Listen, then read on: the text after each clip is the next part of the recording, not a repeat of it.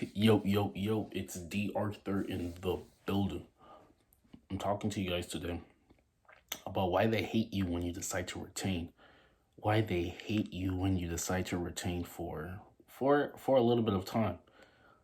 For a month, maybe 2 weeks, maybe 2 months. Why do they start to hate you? And who's they? And when I say they start to hate you, I pretty much mean society in general.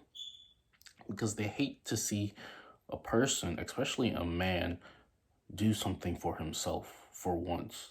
They hate the man who has self-belief in himself. They hate the man who has self-confidence in himself.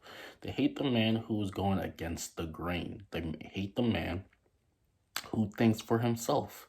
They really they don't like the person, the man who can put two and two together, who can critically think, who can think outside the box. They don't He is a menace to society. He's not conforming. He is thinking for himself. He's thinking his own way out. He is going against the system. He is going against the matrix. And when you decide to retain, what you're really doing is developing self-belief in yourself. You're developing self-belief, you're developing self-confidence, you're just developing a very charismatic aura, and you're just becoming a 2.0 version of yourself. And they don't like this from people. They don't like this from men because now you're becoming somebody. You're finally becoming somebody. You're becoming somebody of value. You're becoming someone of self-worth. Becoming someone who has self-confidence. You're becoming someone who is more powerful. You're becoming someone who is getting closer to his higher self. You're not becoming weak. You're becoming strong. You're becoming stoic. You're becoming indifferent. And like I said, they hate you when you decide to retain because you're finally getting better. See, the thing is, they don't want you to get better. They want you to stay in the same place, or they want you to get worse. They don't really want you to get better, because if you get better, that probably means you have more self-respect for yourself. Finally, you finally have more self-respect. You finally are just you're doing everything that they told you not to do. They told you to be fearful. They told you to not take action, and you're doing the exact opposite. You're actually becoming successful. Because the thing is, the difference is from the very successful people and the people who are not as successful is successful people observe the masses and do the opposite. When you decide to retain, you're going against the grain and you're doing the opposite of what is expected from you. You're going against the grain. See, Steve Jobs said, to follow the path that was given to you is a normal course of action. Therefore, all progress is made by men who go against the grain, by men who think for themselves, by men who are in love with themselves. And like I said, since you're on seed retention, you're giving yourself you have more grit. You have more grit, you have more perseverance, you have more persistence. You're developing skills that are needed to become a success in this lifetime. You're persistent, you're becoming more persistent. You're becoming more you're becoming the 2.0 version of yourself. You're becoming stoic. You're becoming just a very higher valuable man, because the thing is, society wants you to be a loser. The elites want you to jerk off every day. They don't want you to have any self-confidence. They don't want you to have any self-belief. They want you to take fear and run with it. They want you to be stuck in quicksand. They want your mindset to be of lower vibrational. They don't want you to exhibit a high vibrational type of life, because if you're living higher vibrational, the government starts to work for you instead of you being dependent on the government. The government starts to work for you. Because the thing is, like, you have to realize that in terms of commerce and things like that, and the economy and things like that, in terms of that, it's just that the government, see, the thing is, like, self-employed people get write-offs, and then the government is working for them instead of you being dependent on the government. Because if you're not thinking, if you're relying on the government, then they can control you. They can finally control you because you're dependent on your check. But if you have some sort of independence, some sort of self-reliance, then the government has to serve you because you're self-employed. The government has to serve you. This is how commerce works.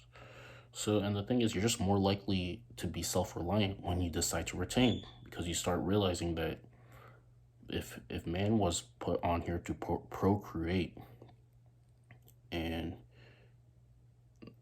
your brain is thinking that you're not getting any, it's thinking that the brain must be thinking that you must start doing more things to become more attractive. You might have to start thinking a little bit differently. You might have to start thinking a little bit more creatively. You just might have to be, you have to be someone who is dynamic in the way you think, the way you look, the way you speak, and you're just gonna have to be very different from the rest. This is how you can start living a more dynamic life. And there's a correlation between living a dynamic life and being on semen retention. Because I was watching this episode of Malcolm in the Middle, and I might post a reaction video to this a little bit later.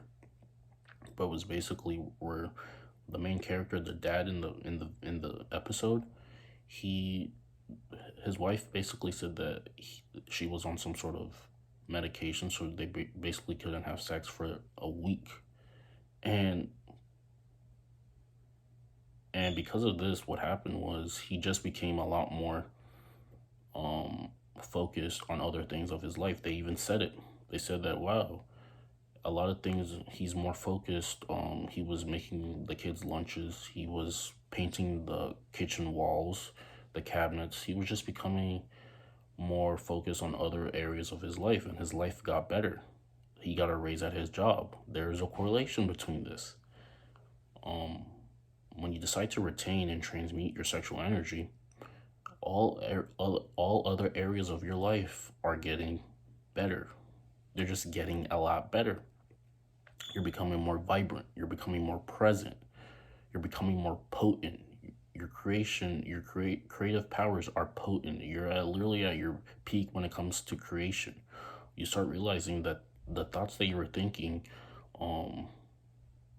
are manifested very, very almost immediately. The law of gestation, there's a law of gestation that states, like, there's a waiting period between what you think and then it manifesting into this physical reality. And when you decide to retain your spiritual sense, you're just more likely to manifest the things that you want into this reality a lot faster. You'll become a potent creator. You'll become more attractive. You'll become attracted. You'll start thinking critically. You'll start becoming someone who has a purpose. You're more driven. Your primal desires are through the roof. They hate you on seed retention because you're finally doing something for yourself. You're going the extra mile. You're not settling. You're becoming someone of value. You're becoming a potent creator. You're becoming someone who is valuable in the workplace. You're becoming, like I said, you're becoming just a valuable person. And I mean, the more valuable you become, the more people are attracted to you. The more you think for yourself, the more you think you can do things for yourself. You're not letting fear override your decisions. You're letting the best. You're letting higher vibrational activities transcend your life. You're becoming a very potent creator, and you're just becoming you're becoming a 2.0 version of yourself. And you're just becoming a lot more, like I said, you're becoming a lot more attractive. You're becoming your best version. And this starts to manifest. So yes, when you go on seed retention, you're just becoming a lot more charismatic and becoming a better version.